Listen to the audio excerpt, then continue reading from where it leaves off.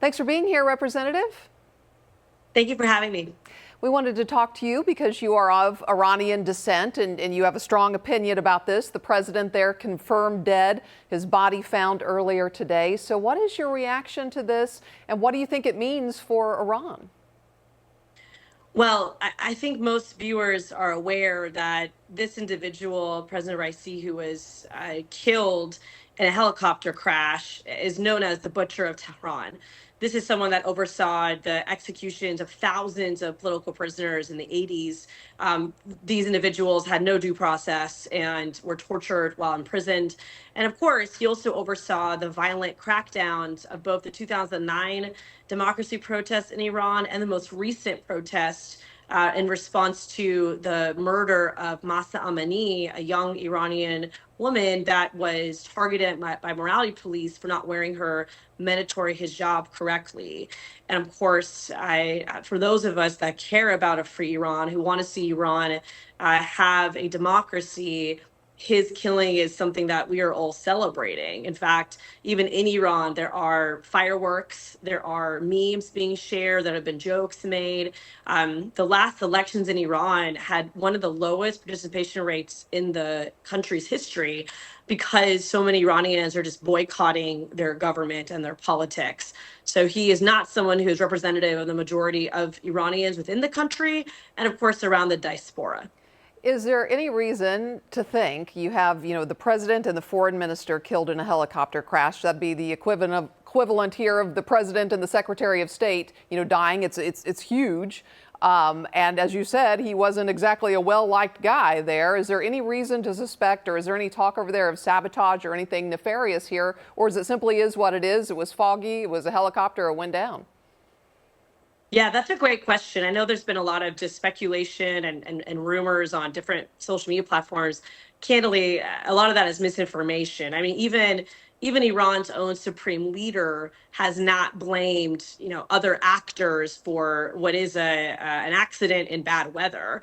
Now, I think it's important to note that the helicopter was an incredibly old helicopter. In fact, one from the late 70s, and it says a lot about Iran, in particular the Iranian government, where they spend their money on things like drones and different military paraphernalia, and they don't even upgrade their helicopters that are transporting their president and other officials.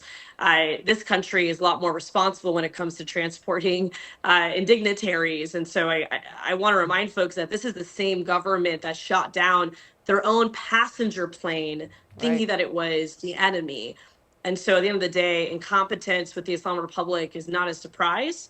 And of course, when I heard the news, I did not suspect foul play, because for those of us that follow Iranian politics more closely, it's not surprising to know that they were transporting officials in a essentially bad weather that not even an expert needs to see is not something anyone should be traveling in. You mentioned the supreme leader there, the Ayatollah Khomeini. He is still the final word on all things. He's 85 years old.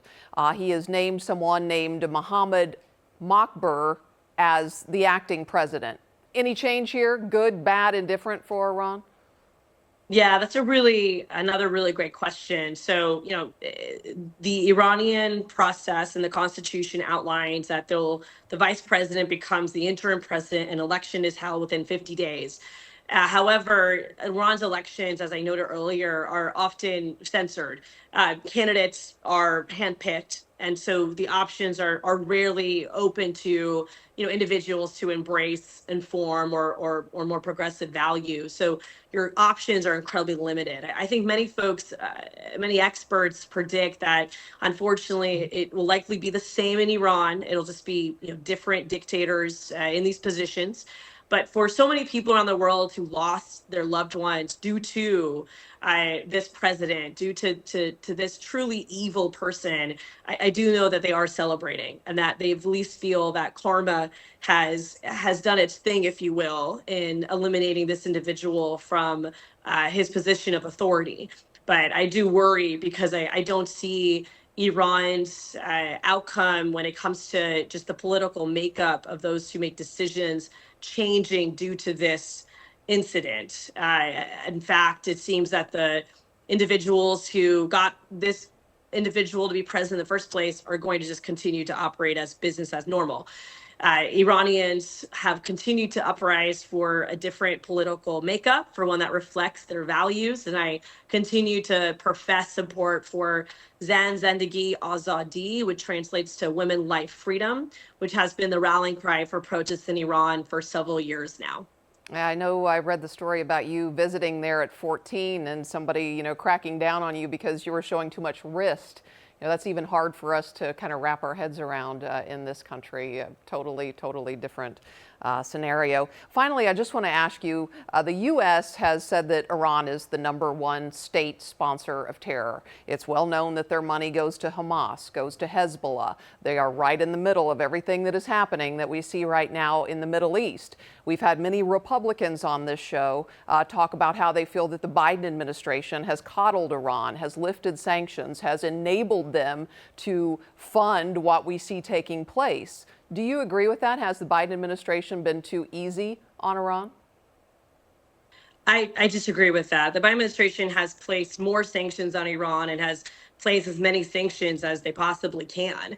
I think what some would like to see is war with Iran, which I am radically pro-peace. I don't think war solves any problems and will lead to more innocent people being killed, as we see today with wars taking place across the country. So, of course, we want to see more emphasis on democracy movements. We want to see more support for those that are advocating for a free Iran, but I do express caution when it comes to any type of warmongering. The Iranian people need to be able to dictate their future, and of course, we've seen what past Western influence has done in parts of the Middle East, and we need to be candid and reflecting on our past decisions as a country and be more strategic moving into the future. State Representative Anna Eskamani, great to talk with you. Thank you. Thank you so much for having me. Thanks for watching our YouTube channel. Let Spectrum News be your resource for balanced, in-depth political coverage. And click the subscribe button here. You can also download our app and watch us on TV to learn more about the candidates, where they stand on the issues, and more. We'll see you then.